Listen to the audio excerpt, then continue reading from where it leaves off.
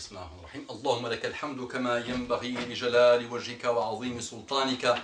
اللهم لك الحمد حتى ترضى، ولك الحمد إذا رضيت، ولك الحمد بعد الرضا. لك الحمد بالإسلام، ولك الحمد بالقرآن، ولك الحمد أن شرعت لنا خير شرائع دينك، وأن أرسلت لنا خير رسلك محمدا صلى الله عليه وعلى آله وسلم تسليما كثيرا. إن الله وملائكته يصلون على النبي يا أيها الذين آمنوا صلوا عليه وسلموا تسليما. لقد جاءكم رسول من أنفسكم عزيز عليه ما عنتم حريص عليكم بالمؤمنين رؤوف رحيم. فإن تولوا فقل حسبي الله لا إله إلا هو عليه توكلت وهو رب العرش العظيم. اللهم صل وسلم على حبيبنا محمد. رب اشرح لي صدري ويسر لي أمري واحلل عقدة من لساني يفقهوا قولي. Assalamu alaikum wa rahmatullahi wa barakatuh. Que la paix d'Allah subhanahu wa ta'ala, sa miséricorde et ses bénédictions soient sur vous, mes frères et sœurs partout dans le monde, soient sur toi, mon frère, ma sœur. Tu ne peux pas être un terroriste, tu ne peux pas être un méchant, tu ne peux pas être un violent. Par définition, c'est pas le violon l'autre. Les sanglants des violons de l'automne blessent mon cœur de longueur monotone. C'est pas le violon celui-là, non. Tu m'as compris. Tu n'es pas violent. La violence, eh oui, la violence que quelques-uns de nos frères, plus ou moins ignorants, plus ou moins, égarés, beaucoup égarés, qui veulent tuer tout ce qui bouge, qui veulent faire exploser des bombes, qui se sont manipulés par Shaitan, par leur ignorance et par leur éloignement de l'islam. Ce n'est pas ça le djihad. Le djihad, innocent de ça. Il n'a rien à voir, avec ça. Lisons le djihad, lisons les conditions du djihad. C'est vrai que chez eux, quand un défend son pays, ils l'appellent, comment ils appellent ça, résistant. Eh oui. Et résistants, pour eux, c'est quelque chose de sacré. Et c'est vrai que nous, quand on défend nos pays, on nous appelle terroristes. On appelle djihadistes. Quand tu défends ton pays, on ne peut pas t'appeler ça. Moi, je ne parle pas de ce djihad-là. Je parle de ceux qui font exploser des bombes. Je leur dis, tu ne peux pas, toi qui te prépares actuellement pour être un djihadiste, comme l'ingénieur américain qui a mis des explosifs dans un camion pour faire exploser tout le monde. Non, non, non. Toi qui te prépares peut-être, qui se fait manipuler, qui est dans la violence, qui est dans la transmission de tout ce qui est mauvais, lourd, violence, lourdeur, malheur. Non, non. Tu ne peux pas être ça. Tu ne peux pas être ça. Tu es miséricordieux, comme ton modèle qui a été envoyé par Allah comme miséricorde. Allah dit dans le Coran, on ne t'a envoyé que miséricorde pour les mondes, pour l'univers, pour l'humanité. La miséricorde d'Allah subhanahu wa ta'ala. Bismillah ar-Rahman ar-Rahim. Regardez. Alhamdulillahi Rabbil Alamin. Ar-Rahman ar-Rahim. Tous les jours tu l'as dit, ce verset, tu te concentres sur ces versets-là. Comment tu peux tuer une créature d'Allah, une construction d'Allah? Si demain on te dit, quelqu'un a touché la Kaaba, qui est juste des murs, tu vas dire, oh là là là là là là, Al-Aqsa, oh là là, mais comment tu peux tuer un homme? Comment tu peux penser à tuer un homme?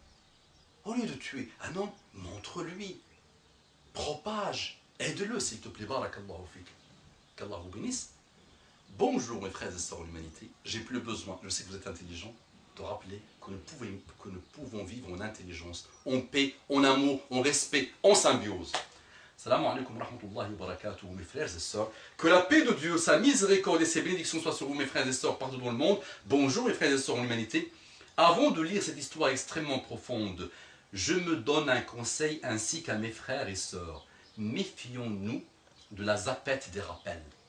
Ça veut dire consommer. Je zappe, je consomme un rappel. Je dis, oh, que c'est beau, oh, que c'est joli, oh, ça a touché mon cœur. Non, c'est pas ça.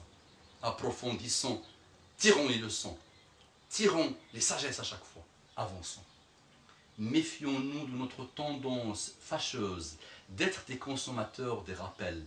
Méfions-nous de notre tendance de n'avoir comme objectif que le fait de faire des soupirs et de dire la fameuse phrase gratuite sans sincérité et sans engagement ferme. Deux points. Allah yahdina, cette phrase qu'on répète à chaque fois, on ne sait même pas ce qu'elle veut dire. Méditez profondément sur cette histoire pleine de sagesse. Le petit garçon, regardez son grand-père écrire une lettre. À un certain moment, il demanda, « Tu écris une histoire qui nous est arrivée. Est-ce par hasard une histoire sur moi ?»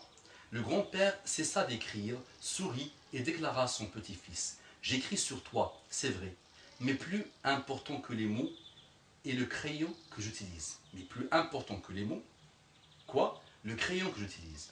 J'aimerais que tu sois comme lui quand tu seras grand. Intrigué, le gamin regarda le crayon. Il ne vit rien de particulier.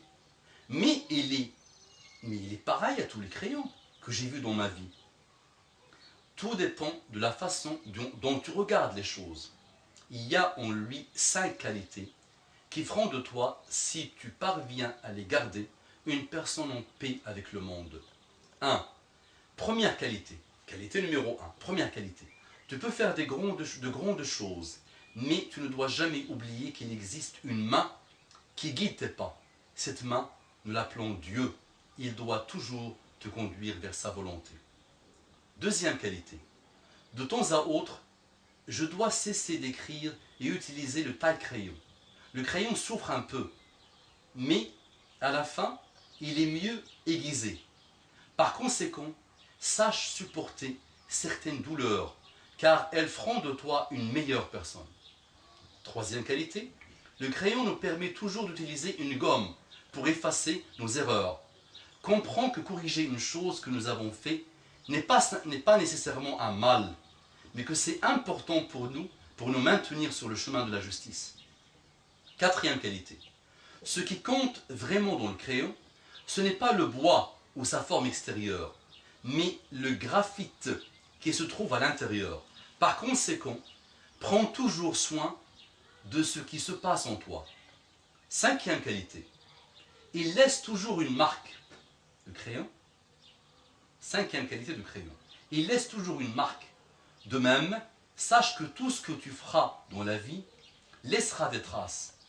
Et efforce-toi d'être conscient de tous tes actes. Qu'Allah nous donne la sincérité des cœurs et des actes. Qu'Allah nous donne la sagesse. Qu'Allah nous guide. Qu'Allah guide par nous. Allahumma salli wa sallim ala habibina Muhammad sallallahu alayhi wa sallam. Tu vois, mon frère, ma sœur, la profondeur de cette sagesse. Le musulman, comme vous le savez, mes frères et sœurs, est quelqu'un en perpétuelle recherche de la sagesse. Quelle que soit son origine, il l'apprend. Le musulman est quelqu'un qui essaye de s'élever, d'apprendre de ses sagesses. Imagine, mon frère, si tu passes des moments de ta journée à lire ce type de sagesse, à apprendre ce type de sagesse. Comment tu peux être? Imagine avec moi si ton enfant, depuis sa naissance, tu lui fais écouter ses sagesses. Tu lui fais rappeler ses sagesses. Au lieu de le laisser à longueur de journée pour se débarrasser de lui devant la cathode, devant le mufsidioun, comme disait mon cher Kishk, au lieu de le laisser comme ça, tu lui lis des livres de sagesse. Tu lui dis des rappels. Tu le formes à être quelqu'un de sage, à s'élever dans le chemin de la sagesse. Lisez Surat Luqman, le sage. Lisez le conseil que Luqman, le sage, a donné à son fils. Lisez le Coran de la première lettre jusqu'à la fin. Voilà. Et il est plein, la totalité du Coran, ce sont des sagesses, ce sont des rappels de raison, de belles choses qui nous élèvent. Lisez la sunna du prophète Mohammed sallam, lisez les trésors de la sunna et lisez la vie des grands de l'islam et les sagesses qu'ils nous ont apportées. اللهم ارضنا وارض عنا، اللهم اعطنا الحكمة، اللهم اقبلنا وتقبل منا، اللهم صل وسلم على حبيبنا محمد. Propagez cette vidéo. بارك الله فيكم، جزاكم الله عنا وعن المسلمين خيرا. السلام عليكم ورحمة الله وبركاته.